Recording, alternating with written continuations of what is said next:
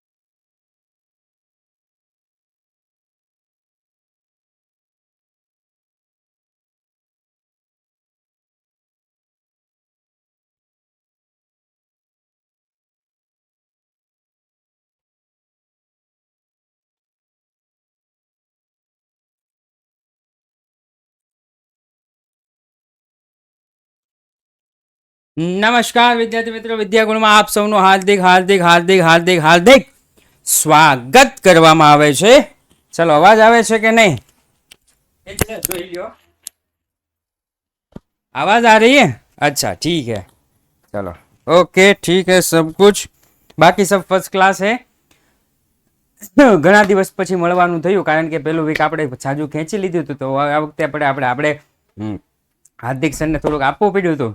તો મેં કીધું કે જરા 3 થી 4 લેક્ચર હવે છે આપણે, તો એ જરા પૂરા કરી દઈએ. એટલે હું શું છે કે પરીક્ષાઓ ચાલુ થઈ જાય. મને જરા પરીક્ષાની તારીખ કદાચ હું ભૂલી ગયો છું, તો તારીખ મને કહેશો તમારી શાળામાં ક્યારે ક્યારે પરીક્ષાઓ શરૂ થાય છે? 1 4 8 8 4 4 બાકી 8 4. ઓકે, એકાઉન્ટનું પેપર 8 4 મોસ્ટ ઓફ ને છે, એવું છે ને?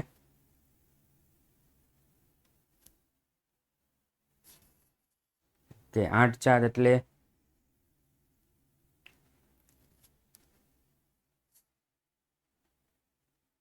5 4 4 4, મતલબ બધાને આમાંથી સરકારી શાળામાં ભણતા હોય, ગવર્મેન્ટ સ્કૂલમાં ભણતા હોય એ લોકોનું મને કહેશો કઈ તારીખ છે? ગવર્મેન્ટ સ્કૂલમાં ભણતા હોય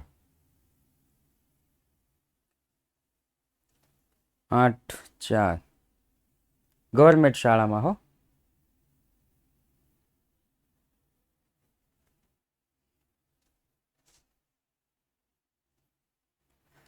એટલે મારે બેટા ઘણા 13 4 કે ને ઘણા 8 4 કે ને તમે ગવર્મેન્ટ સ્કૂલ એટલે ગવર્મેન્ટમાં એક સરખી પરીક્ષા ન હોય. પ્રાઇવેટ નહીં ગવર્મેન્ટ.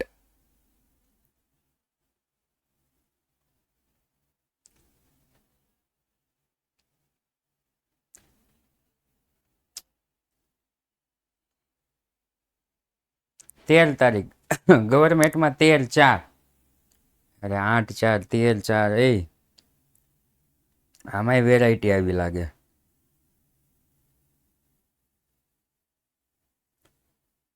આ કોણ છે 30 3 વાળું? ભાઈ 5 તું કહીશ તારી સ્કૂલનું નામ બોલતો.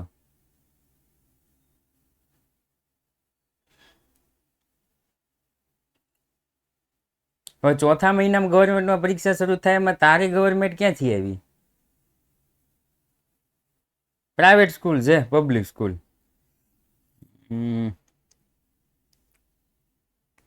13 4 ઘણાને 8 4 13 4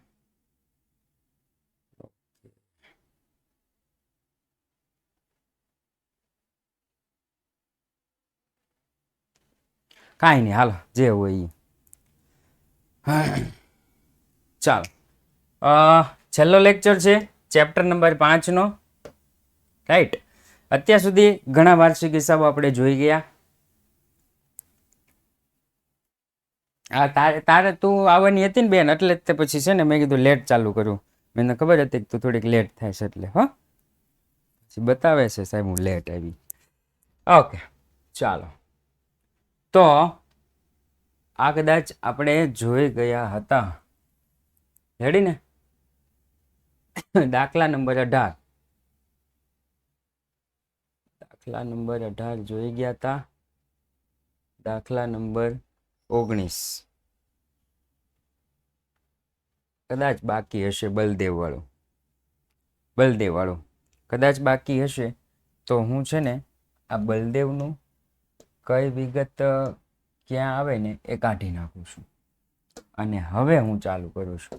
સૌપ્રથમ ઘણા દિવસ થઈ ગયા છે એટલે કદાચ થોડું ઘણું કંઈક ભૂલાઈ ગયું હોય કે કઈ વિગત કઈ બાજુ આવે, કઈ બાજુ લખવાની. તો એ જરા હું સિમ્પલ અને સાદું હું જો વિચારું તો સર ખરીદી અને ખરીદીને લગતા ખર્ચા વેપાર ખાતામાં, વેચાણ વેપાર ખાતામાં, મતલબમાં ખરીદી અને વેચાણ વેપાર ખાતામાં. અન્ય જેટલા પણ ખર્ચા છે એ બધા જ ખર્ચા નફા નુકસાન ખાતામાં. આવક માત્ર નફા નુકસાન ખાતામાં. ઓકે, પછી મૂડી અને દેવા, મૂડી દેવા બાજુ, મિલકતો અને લેણા, મિલકત લેણા બાજુ. ઓકે ચાલો, યાદ આવી ગયું. હા, હવે દાખલાની શરૂઆત કરીએ.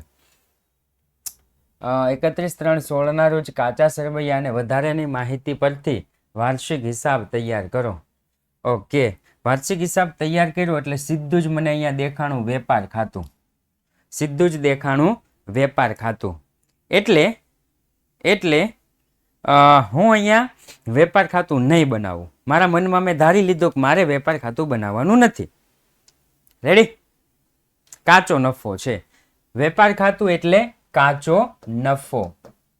કાચો નફો, રાઈટ.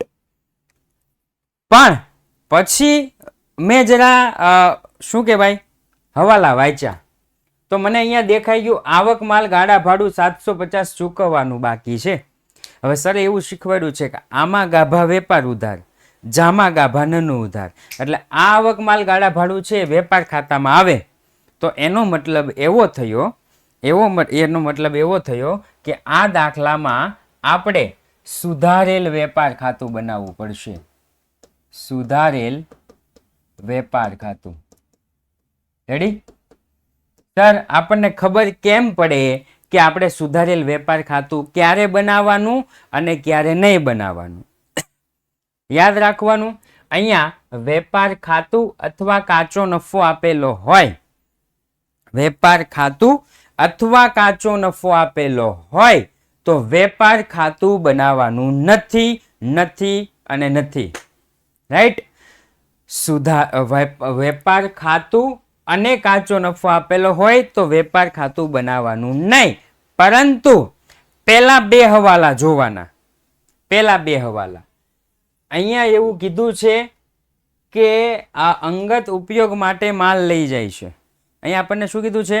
અંગત ઉપયોગ માટે માલ લઈ જાય છે. અને બીજું કીધું છે આવક માલ ગાડા ભાડું. તો સુધારેલ વેપાર ખાતું બનાવવાનું, નહીતર બનાવવાનું નહીં. ઓકે, ચાલો તો હવે દાખલાની શરૂઆત કરીએ. તો સૌપ્રથમ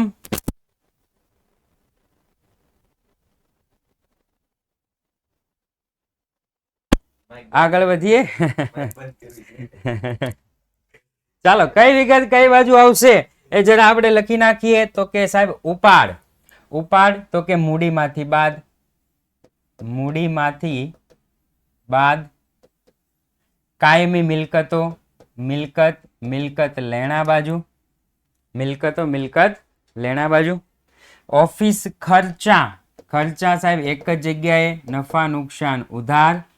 ભાડું સર ચૂકવવું પડે, નફા નુકસાન ખાતાની ઉધાર બાજુ. વીમો સાહેબ ચૂકવવો પડે, નફા નુકસાન ખાતાની ઉધાર બાજુ. પગાર મજૂરી પહેલો શબ્દ જોવાનો, પહેલો શબ્દ પગાર સાહેબ નફા નુકસાન ખાતાની ઉધાર બાજુ. સર તમે એટલું અમને શીખવાડ્યું છે કે ઉધાર બાકી હોય તો ઉધાર બાજુ જ લખવાનું, જમા બાકી હોય તો જમા બાજુ જ લખવાનું. પેપર ચેક 12માના પેપર ચેક કરવા જાઉં છું. 12માના પેપર ચેક થઈ ગયા, ગઈકાલે ચેક કર્યા. તો એમાં 3 દાખલા આવે, 8 ગુણના 3 દાખલા આવે. ધ્યાનથી સાંભળજો. પ્રવેશ, નિવૃત્તિ, પ્રવેશના 2 દાખલા, નિવૃત્તિનો 1 દાખલો અને શેર મૂડી એના 2 દાખલા. એટલે આવી રીતના આવે છે, ધ્યાનથી સાંભળજો. પ્રવેશ અને નિવૃત્તિ છે ને એમાં પાકું સરવૈયું આપેલું હોય.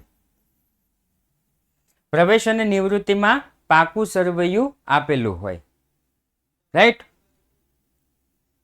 અને શેર મૂડી છે એ અલગથી દાખલો હોય. શેર મૂડીના દાખલા એકદમ ઈઝી હોય, પરીક્ષામાં આવે તો 8માંથી 8 ગુણ આવે એવા હોય.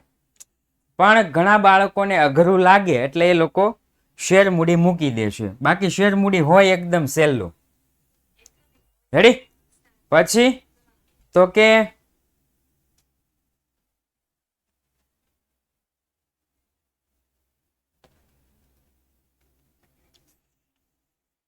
હા પછી પોલ, પ્રવેશ અને નિવૃત્તિ. તમે જોજો બાળકો કેવી ભૂલ કરે છે. આ વખતે પ્રવેશ અને નિવૃત્તિનો દાખલો ધ્યાનથી સાંભળજો. એમાં છેલ્લે જે પાકું સરવૈયું આવે ને, બાળકોએ દાખલો ગણ્યો જ ન હોય, આખો દાખલો આમ નામ રાખ્યો હોય. માત્ર પાકું સરવૈયું જે સવાલમાં છે ને, સવાલમાં પાકું સરવૈયું, એ જ પાકું સરવૈયું જવાબમાં લખી નાખ્યું હોય ને, કોઈ પણ પ્રકારનો ફેરફાર કર્યા વગર સવાલમાં પ્રવેશ અને નિવૃત્તિનું પાકું સરવૈયું આપ્યું છે, એ જ પાકું સરવૈયું જો જવાબમાં લખી નાખ્યું હોય ને, તો એને 1 દાખલામાં 1.5 થી લઈ 2 માર્ક સુધી આમ નામ બેઠા આવે. ખાલી સવાલના વિચાર કરો તમે. માત્ર પાકું સરવૈયું 1.5 માર્ક, 1.5 માર્ક, 1.5 માર્ક. 3, 4.5 માર્ક 3 ના થઈને આવે. અને જો 2 ગુણ આપ્યા હોય ને તો 6 ગુણ આવે. કેટલા? 6 ગુણ. તમને કાંઈ ન આવડતું હોય ને તો એટલું તો આવડતું જ હોય કે જૂનું પાકું સરવૈયું આપ્યું હોય ને નવું પાકું સરવૈયું લખી નાખો, રાઈટ? 6 ગુણ આવે. કેટલા? 6 ગુણ. છતાં પણ કેટલા એવા વિદ્યાર્થીઓ છે કે જેને લખ્યું જ નથી. થોડીક બુદ્ધિ વાપરો, થોડીક બુદ્ધિ. જેટલા પણ શિક્ષકો છે ને એ માર્ક આપવા બેઠા છે, કાપવા નથી બેઠા. રેડી? એટલે જેને લખ્યું છે એને બધાને મળી ગયા, જેને નથી લખ્યું એ બધા આમને મળ્યા. ઓકે, એટલે એટલું ધ્યાન રાખવું. આમાં એવું હોઈ શકે કે બેઠું લખવાનું જ હોય. જો કે આમાં પાકું સરવૈયું નહીં આપે તમને, પણ એટલું તો કહેશે જ કે આ વિગત ઉધારવાળી વિગત ઉધાર બાજુ, જમાવાળી વિગત જમા બાજુ. રેડી? એટલે એટલું ધ્યાન રાખવું. રેડી? હું પણ શોખ થઈ ગયો કે આ છોકરાએ માત્ર ઘણા વિદ્યાર્થી મિત્રો એકાઉન્ટમાં ઘણા વિદ્યાર્થી મિત્રો 5 માર્ક અથવા 6 માર્કે રહી જાય છે. 28 માર્ક આવે. એટલા 28 અને 27 માર્ક આવે. શિક્ષકો દિલના બધા ભોળા હોય છે. એ લોકો શું કરે કે ચાલો 5 માર્ક ઘટે છે ને, 28 આવ્યા છે, 5 ઘટે છે, તો આપણે એને થોડું થોડું લખ્યું હોય ને તો આપણે એને આપી દઈએ. એટલે સૌથી પહેલો કોઈ પણ શિક્ષક વિભાગ જોતો હોય ને તો વિભાગ ઈ, કે વિભાગ ઈમાં થોડું કંઈ સાચું હોય ને, થોડું કંઈ સાચું, તો હું એને આપી દઉં માર્ક. પણ મારા બેટાએ સવાલ જ ન લખ્યો હોય. બોલો. અને ઘણા દોઢ ડાયા કેવા હોય ખબર છે? આ બાજુ આવે મૂડી દેવા, આ બાજુ આવે મિલકત લેણા. આ સવાલ હોય. રેડી? જવાબમાં દોઢ ડાયો શું કરે ખબર છે? આ બાજુ લખે મિલકત લેણા, આ બાજુ લખે મૂડી દેવા. ભાઈ સવાલને શું કામ ફેરવો છો? આવા પેપર આવ્યા છે. બોલો. આ બેઠું અહીંયા લખ્યું હોય ને તો 2 માર્ક મળે. પણ ભાઈ દોઢ ડાયો બહુ ને, એટલે મિલકત લેણા આ બાજુ, મૂડી દેવા આ બાજુ લખી નાખે. સાહેબ મિલકત લેણાનું ઉધાર બાકી એટલે ઉધાર બાજુ લખ્યું. ભાઈ આ પત્રક છે, આ પત્રક છે, આને બાકી ન હોય. અને ક્યાં મારે 2 માર્ક દેવા? હવે 28 આવે તો ત્રણેમાં હું દોઢ આવતો હોય ને 2 આપું. હો, દોઢ આવતો હોય ત્રણેમાં પણ 2 આપું કે ભાઈ 5 થઈ જાય, 33 34 પોગી જાય. પણ ભાઈ પોતાની જ બુદ્ધિ વાપરી હોય ને તો આમ કરી નાખે. આવું છે. આ તો પેપર ચેક કરવા જાય ને ત્યારે આવા અનુભવ થાય કે આ છોકરાને એટલી નહીં ખબર પડી હોય, આટલું નહીં શીખવાડ્યું હોય. સાહેબે તો શીખવાડ્યું જ હોય, પણ જે ભાઈને હવાજ એટલી હોય ને, અરે આગળ પાછળમાંથી જોઈ લઈશ. અરે મારી સ્કૂલ તો બહુ સારી આવી છે.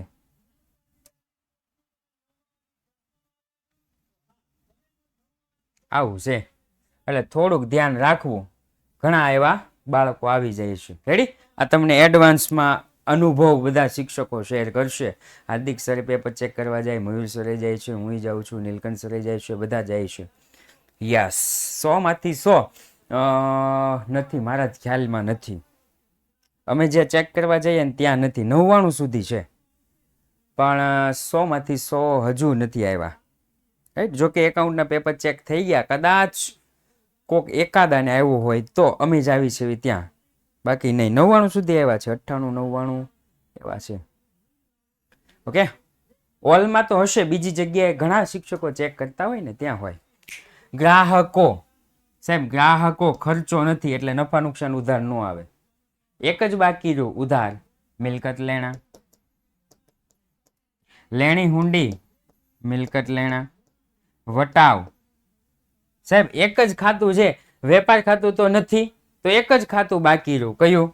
તો કે નફા નુકસાન ઉધાર.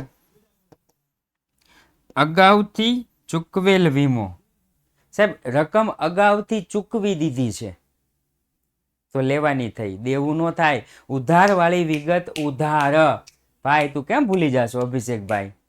ઉધાર વાળું ઉધાર જ થાય, જમા થાય જ નહીં. સનાતન સત્ય નિયમ ભાઈ.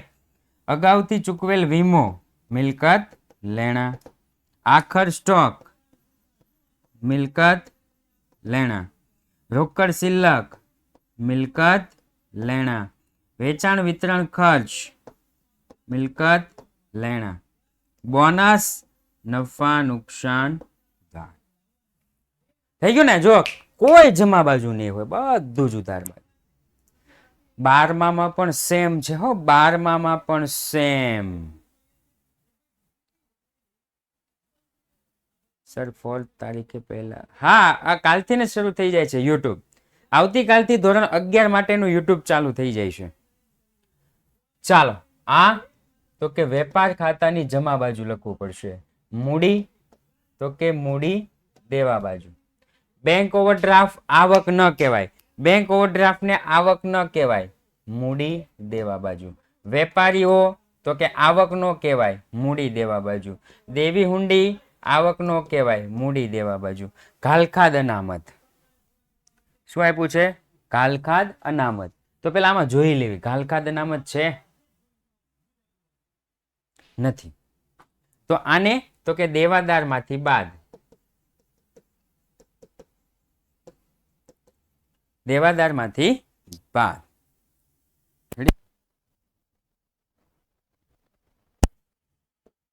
નફા નુકસાનની જમા બાજુ. ચૂકવવાનો બાકી, ચૂકવવાનો બાકી, મૂડી દેવા બાજુ. થઈ ગયું સર? ટાઈમ ક્યુ છે?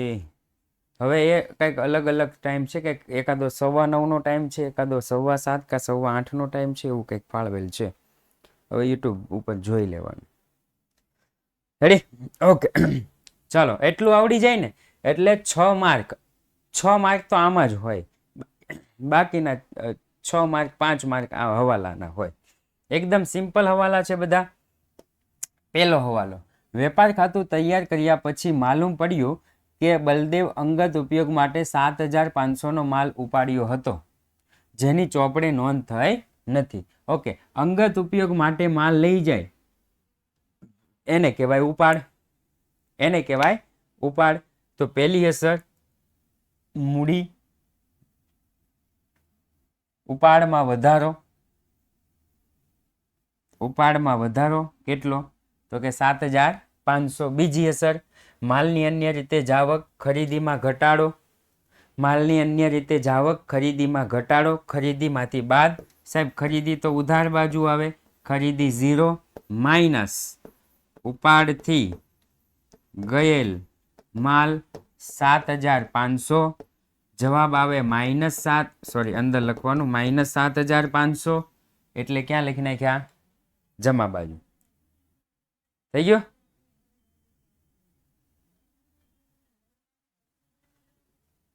બે અસર. કેટલી અસર? બે અસર. પછી તો કે આવક માલ ગાડા ભાડું 3,750 ચૂકવવાનું બાકી છે. તો ચૂકવવાનું બાકી એટલે દેવાનું બાકી. પહેલી અસર મૂડી દેવા બાજુ, પહેલી અસર મૂડી દેવા બાજુ. ચૂકવવાનું બાકી આવક માલ ગાડા ભાડું 3,750, 3,750.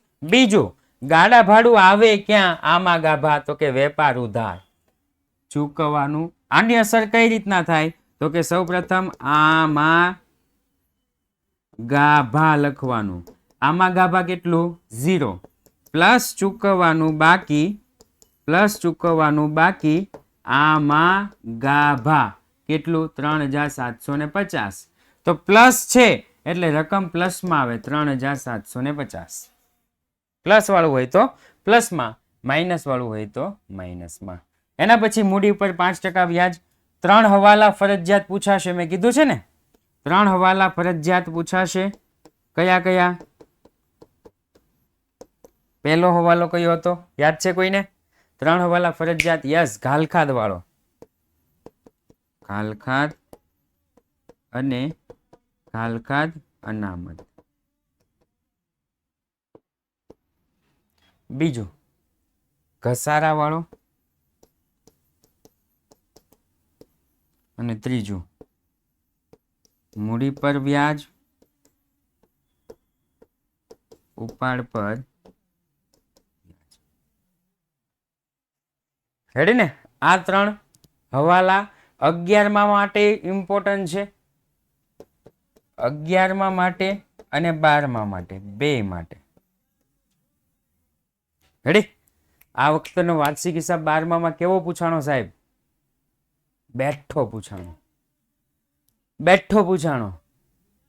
રેડી? થોડો ચેન્જ કરવાનો હતો, પણ છોકરાઓ બધા છે ને થોડાક અટવાઈ ગયા. થોડો ચેન્જ. સરકારે શું કર્યું ખબર છે? વેપાર ખાતું અને નફા નુકસાન ખાતું ભેગું આપી દીધું, અને પાકું સરવૈયું આપી દીધું, અને થોડાક હવાલા આપી દીધા. આવો સવાલ પૂછો, બોલો. હા, આવો પૂછો. પણ કમનસીબી શું છે? આપણે જે આઈએમપી આપી એમાંથી જ આવ્યું, પણ કમનસીબી શું છે કે પેપર આવે 130 માર્કનું, પેપર આવે 130 માર્કનું, રેડી? પણ એકાઉન્ટનું પૂછાણું કેટલું? 96 માર્કનું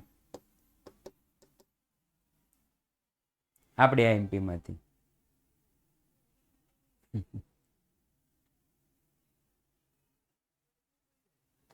પેપર 130 માર્કનું આવે, પૂછાણું માત્ર 96 માર્કનું જ. આમાં ઘણા આરોપ પ્રત્યારોપ થાય કે સાહેબ બધું જ તમે ભણાવી દીધું. સાહેબ બધું જ ભણાવ્યું હોય તો 130 માર્કનું કેમ ન આવ્યું? કેમ 96 માર્કનું જ આવ્યું? હું વિચાર કરું છું કે સાહેબ મેં બધું ભણાવી દીધું છે તો 130 માર્કનું આવવું જોઈએ ને, બધું જ ભણાવ્યું હોય તો. આવ્યું માત્ર 96 માર્કનું. હું માથું ખંજોળો છું, આવું કેવું થયું? રેડી? એટલે એનો મતલબ એવો થયો કે સાહેબ બધું તો નથી. પણ સરકારે જો આવો સવાલ પૂછી લીધો,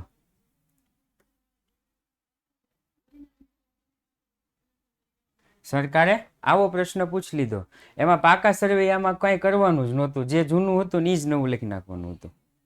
અને વેપાર ખાતામાં તે ખાલી ખરીદી અને વેચાણ એ જ અલગ કરવાનું હતું, બાકી કાંઈ નહીં.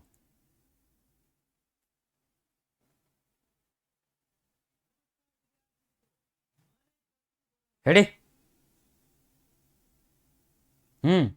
ખાલી ખરીદી અને વેચાણ આમાં, નફા નુકસાન ખાતામાં બાકીનું બધું, અને હવાલાઓ અમુક એકાદા બે જે થોડાક આપ્યા હોય. એટલે ધ્યાન રાખવું પડશે, કારણ કે આપી દીધું હોય આપણને બેઠું જ, પણ કન્ફ્યુઝન થઈ જાય. ઓકે? આમાં એક મોટું કન્ફ્યુઝન એવું હતું કે નફા નુકસાનનું પ્રમાણ જે તમારે 12માં આવશે ત્યારે આપણે ડિટેલમાં સર્ચશું. પણ અત્યારે તો હવાલા નંબર 3, બેંક ઓવરડ્રાફ્ટનું વ્યાજ 750 ચૂકવવાનું બાકી છે. બેંક ઓવરડ્રાફ્ટનું વ્યાજ 750 ચૂકવવાનું બાકી છે. ચૂકવવાનું બાકી, દેવાનું બાકી 750. રેડી? બેંક ઓવરડ્રાફ્ટનું વ્યાજ ખર્ચ કહેવાય. બેંક ઓવરડ્રાફ્ટનું વ્યાજ 750. દેવાદાર પાસેથી મળેલ 22,500 વેચાણ ખાતે જમા કરેલ છે, જે વેપાર ખાતું બનાવ્યા પછી ધ્યાનમાં આવેલ છે. દેવાદાર એટલે શું થાય? ગ્રાહક. જો હવાલાને સમજો ને તો આવડી જાય. દેવાદાર એટલે ગ્રાહક. ગ્રાહક પાસેથી પૈસા મળી ગયા છે. દેવાદાર લેણદારનો સંબંધ ક્યારે ઊભો થાય ખબર છે કોઈને?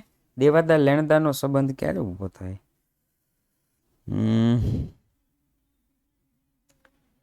હા યાદ. ઉધાર વ્યવહાર કર્યો હોય ને તો, ઉધાર વ્યવહાર કર્યો હોય તો દેવાદાર લેણદારનો સંબંધ ઊભો થાય. હવે એ જ દેવાદારે આપણને 22,500 રૂપિયા આપી દીધા, જે વેપાર ખાતું બનાવ્યા પછી માલુમ પડ્યું. વિચાર કરો તો શું કરશું? તો કે સાહેબ સૌપ્રથમ વેચાણ ખાતે જમા કર્યું છે, તો વેચાણ ખાતે જમા ભૂલથી થઈ જાય તો એને ઉધાર કરવું પડે. એને શું કરવું પડે? ઉધાર કરવું પડે. કે દેવાદાર પાસેથી મળેલી રકમ જે ભૂલમાંથી વેચાણમાં જમા લખાઈ ગઈ હતી. અને બીજી અસર તો કે પાકા સરવૈયામાં, બીજી અસર પાકા સરવૈયામાં દેવાદાર પાસેથી મળેલ માઇનસ કરવા પડે, કારણ કે રોકડા મળી ગયા છે. રેડી? રોકડા મળી ગયા છે એટલે બે માંથી માઇનસ કર્યું. ઓકે? ચાલો એના પછી તો કે એના પછી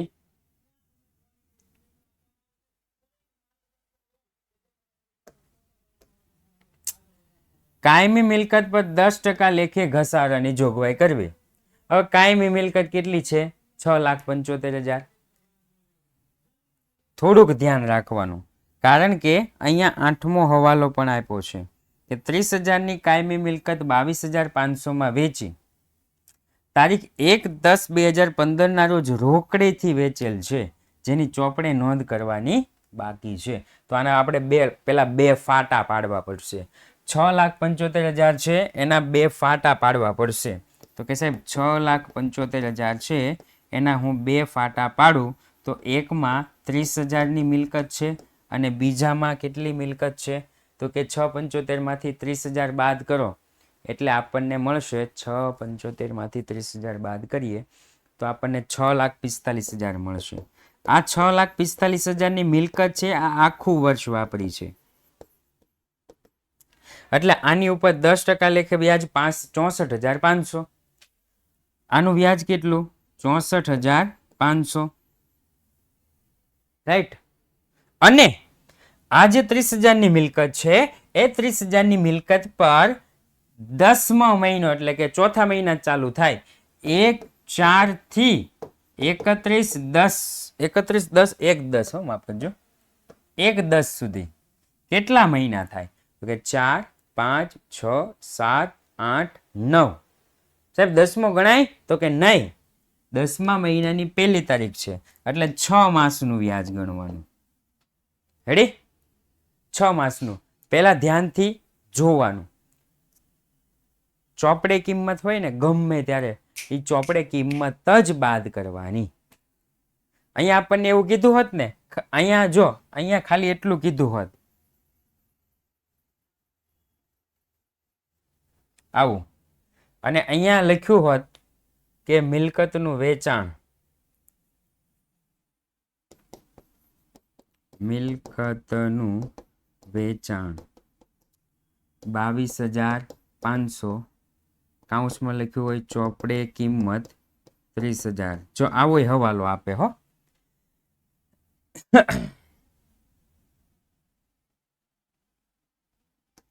એક 10/2015 આ હવાલો જ નથી આપ્યો.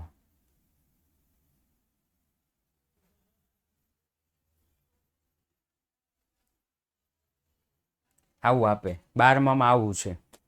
12માં આવું છે. મિલકતના બદલે લખ્યું છે પ્લાન્ટ યંત્ર. રેડી? મિલકતના બદલે પ્લાન્ટ યંત્ર લખ્યું છે. મિલકતનું વેચાણ કર્યું છે 1/10/2015. કેટલાની મિલકત હતી? તો કે 30,000ની મિલકત. વેચી કેટલામાં? તો કે 22,500માં વેચી. તો આપણે શું કરવાનું?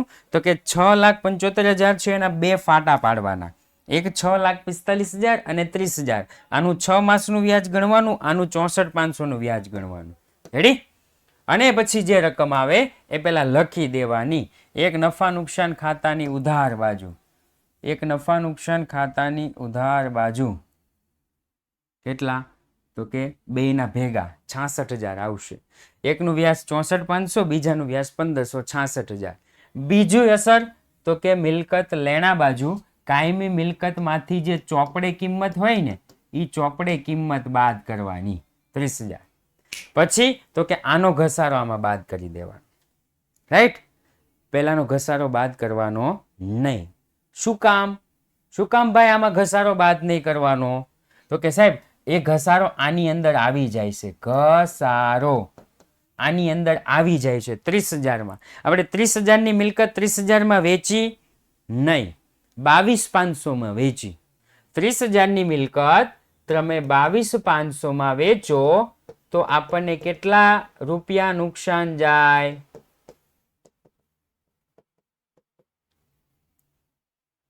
7,500 રૂપિયા. આ 7,500 રૂપિયા નુકસાન ગયું એ આપણે ક્યાં લખ્યું? તો કે આપણે લખ્યું નફા નુકસાન ખાતાની ઉધાર બાજુ. યંત્ર ને ક્યાં ગયું?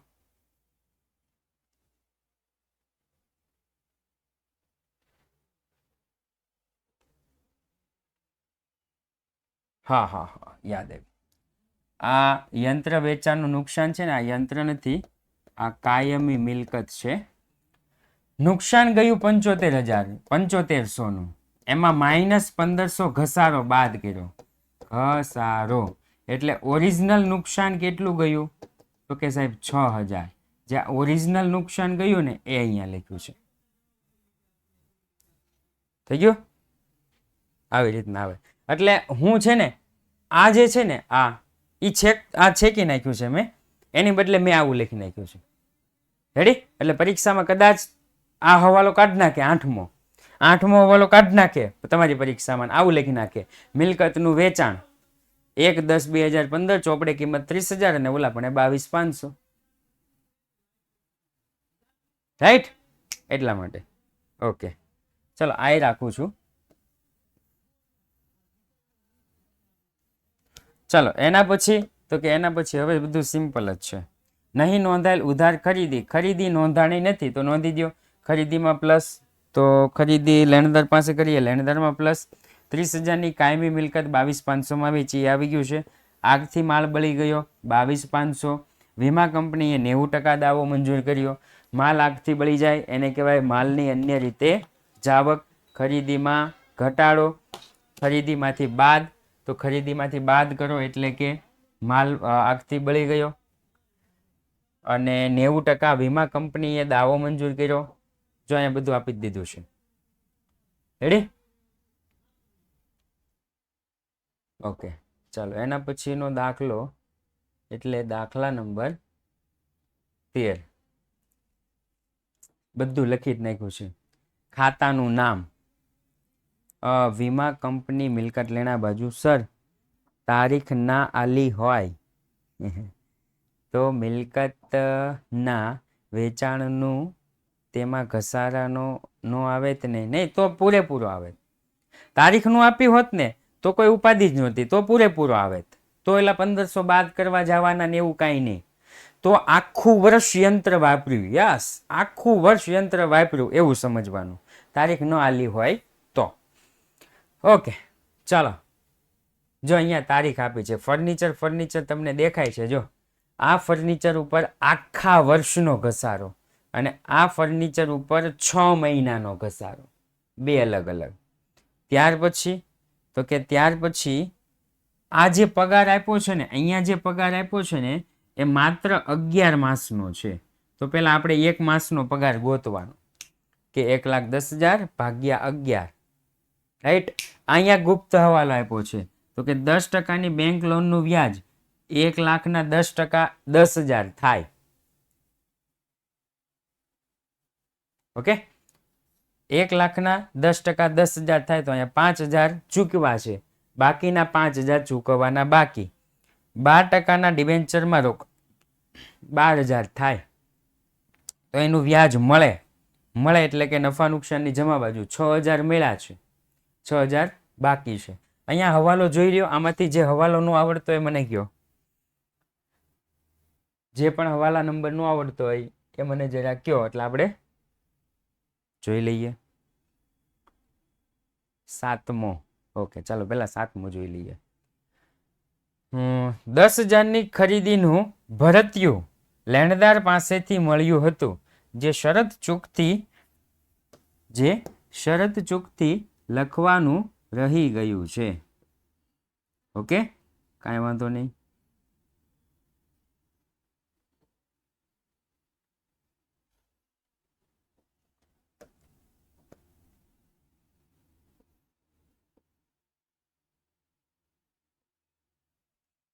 એનો મતલબ એવો થયો સાહેબ, એનો મતલબ એવો થયો કે લેણદાર પાસેથી ખરીદી કરી છે પણ લખવાની રહી ગઈ છે.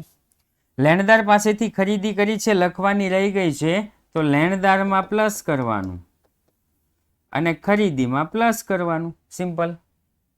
લેણદારમાં પ્લસ, ખરીદીમાં પ્લસ. ઓર કોઈ હવાલો? ધ્યાનથી જોઈ લેજો.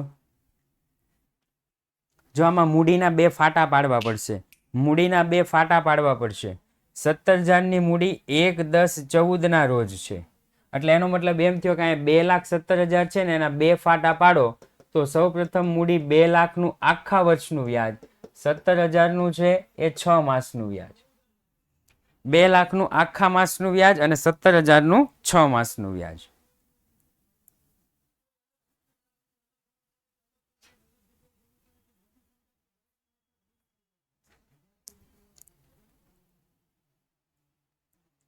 ચાલો પેલા પોલ લઈ લો. લઈ ગયો.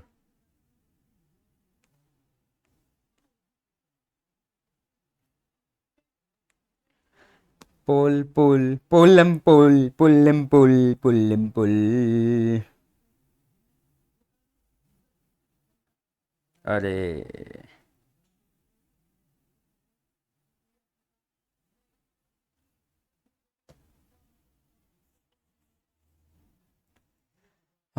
ચારમાં ઉપાડ વધારો થશે ને હમણાં કહું.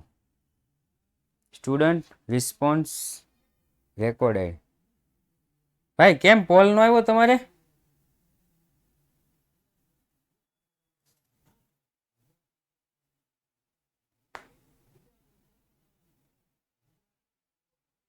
હા ભાઈ ચાલો ચોથું પેલા ભાઈએ કીધું હતું ને ચોથો વીમા પ્રીમિયમના વિપુલના જીવન વીમા પ્રીમિયમ હા ઉપાડમાં વધારો થશે. ઉપાડમાં વધારો અને વીમા પ્રીમિયમમાં ઘટાડો. વધારાની ગાલકાદ એટલે કે દેવાદાર ઉપર ગાલકાદ ને ગાલકાદ નામ. ચાલો એના પછીનો દાખલો લઈ લઈએ. આ દાખલામાં જોઈ લ્યો કોઈ પણ હવાલો. આ તો શું છે ઉદાહરણ 25. આ તો ગાંડા નહીં આવડે સર. આમાં જોઈ લ્યો હવાલો ગુપ્ત હવાલો કશું ન આવડતું હોય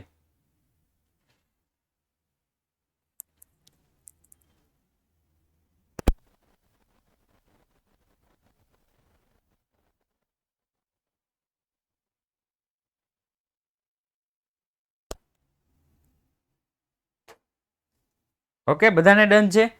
હવાલા ગુપ્ત હવાલા જોઈ લેજો હો.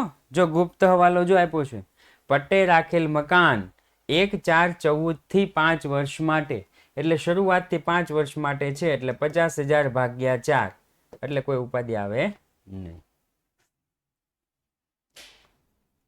ઓકે ચાલો ચાલો ચાલો ચાલો ચાલો ચાલો ચાલો સબ કુછ માલનો સ્ટોક 1/4/14 એટલે શરૂઆતનો સ્ટોક. સાજન પાસેથી 12% દરે 6 માસનું વ્યાજ ગણવાનું છે. બીજું તો કાં છે? બીજું તો બધું જ આપેલું છે. એના પછી આ એક ઉદાહરણ છે ઉદાહરણ નંબર 29. આમાં પણ હવાલો ગુપ્ત હવાલો જોઈ લેજો. અરે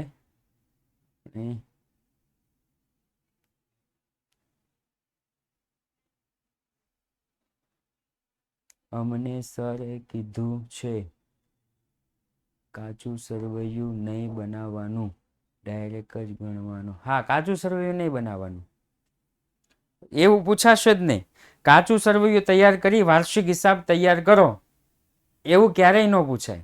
કેમ કે કાચું સરવૈયું એક તો આપણને કાંઈ આવડતું ન હોય એમાંય આપણે આને અડધી કલાક લેશું અને એમાંય પાછું સેમ કરે આ રુદ્રા. એ ભાઈ મને તો આવડે છે આ તો તારી વાત કરું છું. રેડી ને 2 વાર્ષિક હિસાબ છે 10 માર્કના. લે આવી કઈ સ્કૂલ છે 10 માર્કના 2 વાર્ષિક હિસાબ? ગજબ થઈ ગયો ભાઈ. 10 માર્કના 2 વાર્ષિક હિસાબ મૂકી દીધા. પણ ના હશે કાંઈ વાંધો નહીં. હા બધાને એક જ હોય પણ એને નાના હોય. આ કેટલી છે 7 છે ને એને બદલે 4 આમનો હવાલા હોય ને થોડીક ઓછી વિગતો હોય. રેડી? ચાલો ચાલો ચાલો ચાલો ચાલો ચાલો ચાલો પટ્ટે રાખેલ મકાનની અસર નથી આવડતી. ઓકે પટ્ટે રાખેલ મકાનની અસર તો પટ્ટે રાખેલ મકાન આમાં તો નથી. જોઈ લઈએ બીજે કઈ પૂછે. પટ્ટે રાખેલ મકાન જો કોઈ પણ પટ્ટે રાખેલ મિલકત હોય ને કોઈ પણ પટ્ટે રાખેલ મિલકત કોઈ પણ પટ્ટે રાખેલ મિલકતો હોય ને એટલે એને સામાન્ય મિલકત સમજવાની. કેવી મિલકત? સામાન્ય મિલકત સમજવાની. સામાન્ય મિલકતમાં સાહેબ આપણે અસર કઈ જગ્યાએ કરીએ છીએ તો કે સાહેબ 2 અસર. પહેલી અસર તો કે નફા નુકસાન ખાતાની ઉધાર બાજુ ઘસારો લખીએ, આમાં લખવાનું માંડવાળ. રેડી? અને બીજી અસર તો કે બીજી અસર મિલકત લેણા બાજુ મિલકતમાંથી બાદ. બીજી અસર મિલકતમાંથી બાદ. રાઈટ? તો કોઈ પણ પટ્ટે રાખેલ મિલકત હોય કે પટ્ટે રાખેલ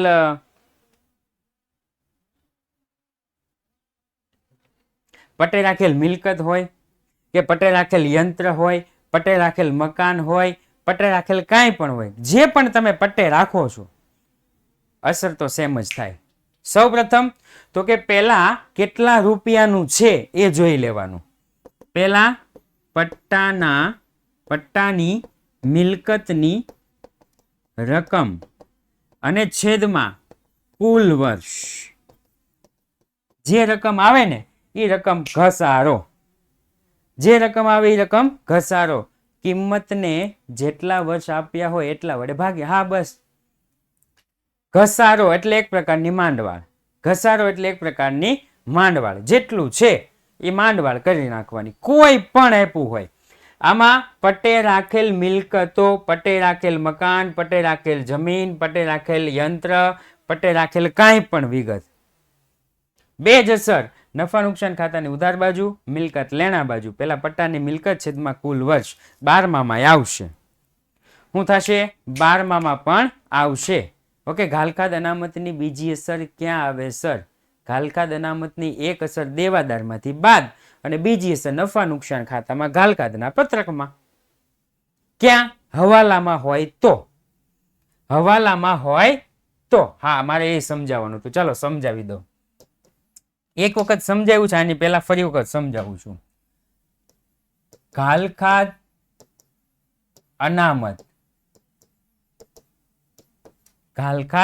અનામત માત્ર કાચા સરવૈયામાં હોય તો સર શું કરવાનું? માત્ર કાચા સરવૈયામાં છે સાહેબ, હવાલામાં ઘાલખાદ અનામત નથી. યસ હેતભાઈ, શું કરવાનું? તો કે એની અસર આપવાની દેવાદારમાંથી બાદ. એક જ અસર થાય, કાચા સરવૈયાની એક જ અસર થાય. રેડી? બીજું, ઘાલખાદ અનામત કાચું સરવૈયું અને હવાલા હોય તો. કાચું સરવૈયું ઘાલખાદ અનામત કાચું સરવૈયું અને હવાલામાં હોય તો.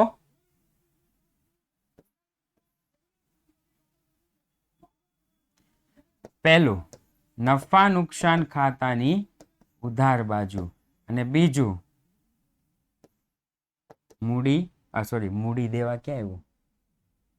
દેવાદારમાંથી બાદ. બીજી અસર દેવાદારમાંથી બાદ.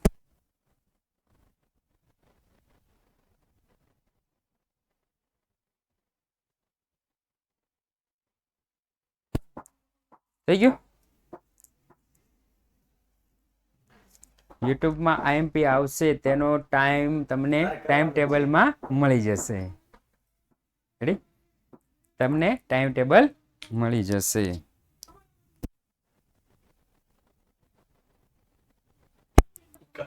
ઓકે, ચાલો. તો આ સાથે જ આજનો ક્લાસ અહીંયા આપણે પૂર્ણ જાહેર કરીએ છીએ. ફરી વખત મળીશું એક નવા ક્લાસ સાથે, એક નવા ચેપ્ટર સાથે. જેટલા પણ મેન ચેપ્ટર હતા એ આજે આપણે પૂર્ણ જાહેર કરીએ છીએ. ઓકે, હવે જેટલા પણ ચેપ્ટર છે થોડા જ છે. તો જય હિન્દ, જય ભારત.